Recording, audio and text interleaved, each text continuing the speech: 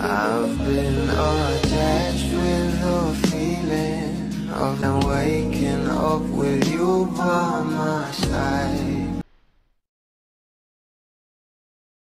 Alam naman natin na kapag LDR nga itong ating couple na sila Donnie at Belle ay talagang itong ating Donnie ay meron ngang ginagawa na talaga namang nag-uusapan ito ng mga bula sa social media.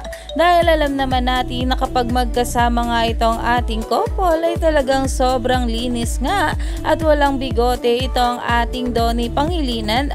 Pero ito na nga guys ang pinost ng ating Donnie sa social media. Kung makikita nga rito ay talaga namang mahaba na nga rin ang kanyang bigote. Talagang alam na alam nga ng ating Donnie na pinag-uusapan ito ng mga bula dahil talaga namang napapost nga ito ng ganito na ayon pa nga sa caption ay si Don Papa Pre-Shave dahil talaga namang taon-taon nga itong ginagawa ng ating Donnie Pangilinan kapag hindi nga sila magkasama at for the LDR sila ng ating Belinda. Siguro mag-shave na itong ating Donnie ay malapit na itong umuwi sa piling ng kanyang Belinda. Kaya naman umani pa nga ito ng maraming komento at pinag-uusapan na.